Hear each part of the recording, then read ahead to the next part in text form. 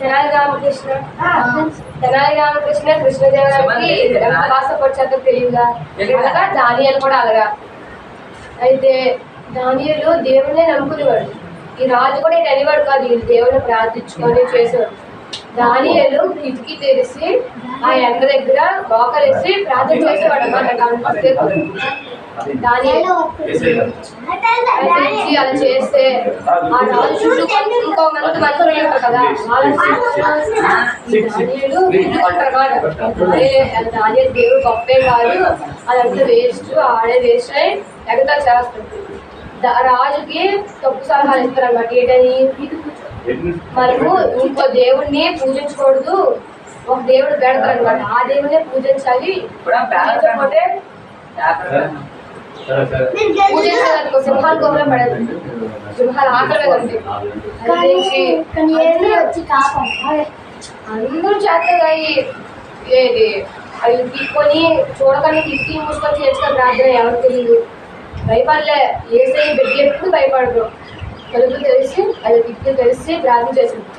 దాన్ని రాజు చూపించారు. రాజు అసలు ఏం మాట్లాడలే, రాజు తెలియదు చట్ట పెట్టినట్టు. ఈ మంత్రులే అలా అయిపోయింది. అయితే ఈ సింహాలు గొప్పలో పడాయంటే రాజు కూడా ఒప్పించుకోండి, సింహాలు గొప్పలో పడేసాడు. తాడికి అలా దించారు అన్నమాట గొప్పలో దించి. ఈ దానియేలు ఏం చేశాడు, భయపడలే, సింహాలు అనేసి దూకిసి వచ్చాడు. తాడుకి ఎక్కడెక్కడని చేయడం, వాళ్ళు ఏంటి చేయలే, దేవుడిని ప్రార్థన చేసుకుని దేవుడు పాడుకొని వెళ్ళాడు అనమాట. సింహాలు వెళ్తే అక్కడ సింహాలు చాలా ఆకలిగా ఉన్నాయి. ఇతను ఏడ్చి ఒక భయపడలేదు, కానీ ధైర్యంగా దేవుడు ప్రార్థన చేసినప్పుడు దేవుడు తన దేవుళ్ళను పంపించాడు. సింహాల నోళ్ళను ముగిపించాడు. అంటే అవి తెరలేవు, ఆకలిసినాక అవి తెరలేవు. నోరు తరపు తెరలేదు కదా మనుషులు. ఎక్కించి ఆ తర్వాత రోజు ఆ రాత్రి రాజు నిద్రపట్టలేదు. నా మంచి సేవతోనే సింహాలు నిద్ర పడిశారు, ఆ తినకేదో చచ్చిపోతలేదో అనుకున్నాడు.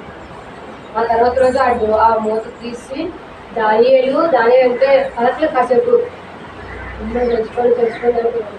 అప్పుడు దానియేలు నీ దేవుడు నిన్ను రక్షించునా అని అడిగాడు. రాజు చిరకాలం వర్ధిల్లు కాక అని వచ్చాడు. అంటే రాజు నాకు గొప్పగా పొగుడుతాడు కదా, ఆయన పొగిడాడు అనమాట. దావీదు బతుకున్నాడు అనేసి పైకి అవుతాడు. అప్పుడు దానియేలు చెప్తాడు, వీళ్ళు నాకు ఇలా పడించేలా చేశారు అంటే రాజు కోపం వచ్చేసి ఈ పన్నాగం పడినారు కదా, వాళ్ళనే సింహాల గొప్పలు వేస్తారు. దానియేలు వెళ్ళినప్పుడు అసలు నోరు తెల్లదు కదా, ఇలా పడేసారా లేదా అన్ని తినేసారు, అన్ని సింహాలు తినేసేయాలి.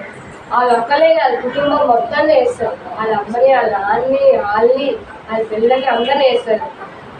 అంటే ఏంటి, దేవుడి పనులకి మనం వ్యతిరేకించమనుకో మనమే నశించిపోతాం. ఎప్పుడు మనం మంచి పనులే చేయాలి. అమ్మ నాన్న చెప్పిన మాటలు వింటాం, దొంగతనం ఎప్పుడు చేయకూడదు. చేసామనుకోండి నరకంకి వెళ్ళిపోతాం. దేవుడు పరలోకంలో మన భవిష్యత్తులో చూస్తాడు. చనిపోయాక పరలోకం కలుగుతున్నా ఈ అమ్మాయి ఏం చేసింది, చెడ్డ చేస్తుంది అనుకో నరకంలో పడేస్తుంది. నరకంలో అసలు అగ్గి ఆగదు, మనము చచ్చిపోము, అలా మండుతూనే ఉంటాం. మనం చచ్చిపోము.